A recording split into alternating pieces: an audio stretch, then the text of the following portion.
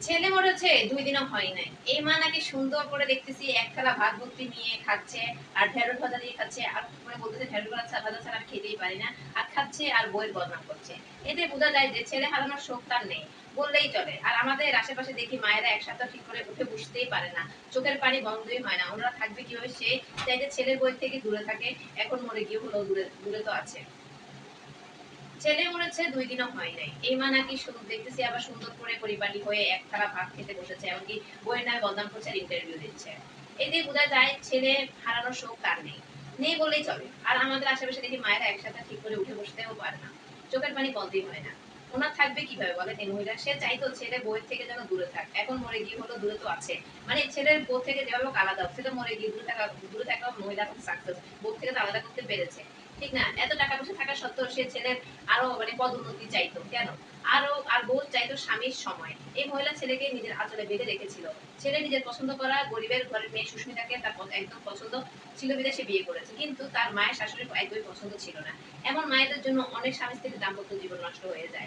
পলাশ সাহা বউকে অনেক ভালোবাসতেন। আবার মাকেও ছাড়া ছাড়তে পারবে না। তাই জন্য জঘন্য সিদ্ধান্ত নিয়ে নিলেন। কিন্তু মৃত্যু কি সব সমস্যার সমাধান হয়? নয়। সমস্যার সমাধান নয়। কিন্তু স্বর্ণের কথা উল্লেখ দেখে অনেকে বউকে দোষারোপ করছেন। আসলে পলাশ সাহা তো নিজের মায়ের চরিত্র জানে। তাই সে না থাকলেও বউ যেন তার উপার্জনের কিছুটা অংশ পায়। তাই হয়তো বউকে স্বর্ণ দেওয়ার কথা উল্লেখ করে দিয়ে গিয়েছে। হয়তো হিউজ কোনো পলাশ সাহার স্ত্রী সুস্মিতার সাক্ষাৎকার দেখলাম।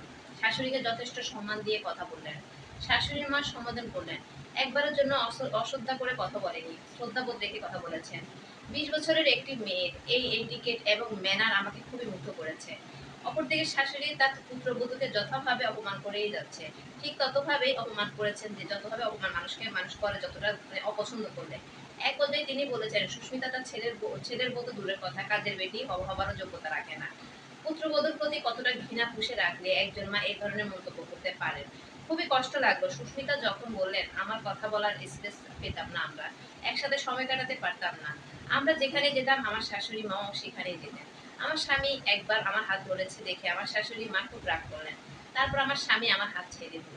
আহারে একটা মেয়ে তার ব্যক্তিগত মানুষটার হাত ধরে মানে ধরতে পারছে না তার শাশুড়ির জন্য কি পরিমাণ নরক যন্ত্রণা সে ভোগ করেছে ভাবা যায় বলেন। পলাশ সাহা অফিসে যখন বউকে ফোন দিতেন তখন শাশুড়ি খুব রাগ করতেন। বউকে এতবার ফোন দেওয়ার কি আছে? বউয়ের রান্নার প্রশংসা পলাশ মানে করতেই পারতেন না। একবার বউয়ের রান্না করা ডালের প্রশংসা করেছিলেন দেখে মা সে ডাল বাইরেই ফেলে দিয়েছিলেন। আর মজার ব্যাপার হচ্ছে সুস্মিতার রান্না যখন ভালো হচ্ছিল এবং পলাশ বউয়ের রান্নার প্রশংসা করা শুরু করছিলেন মা সেটা আর নিতে না পেরে সুস্মিতাকে রান্নাঘরে যাওয়াই বন্ধ করে দিল। সবকিছু বাদ দিলেও আমি এটা চিন্তা করে কুল পাই না। একজন মা ছেলের হানিমুনে যাওয়ার জন্য কিভাবে মানে বাদ সাধতে পারেন বলেন? মানে হানিমুনে ছেলের সাথে যাবে।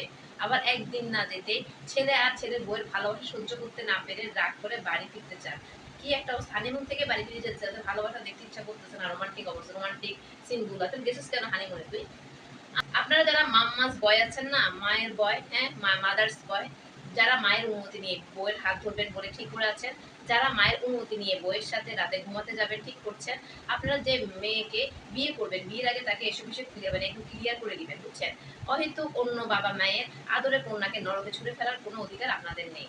পলাশ সাহা নিজে চলে গেছেন তবে মানে পলাশ সাহা নিজে চলে গেছেন তবে আমার মনে হয় তিনি তার বুকে একটা জ্বলন্ত নরক থেকে মুক্তি দিয়ে গেলেন। এই মুহূর্তে সুস্মিতার জন্য খুব ভালো লাগছে তার বাকিটা জীবন পড়ে আছে। এই মুহূর্তে সুস্মিতার জন্য খুবই ভালো লাগছে তার বাকিটা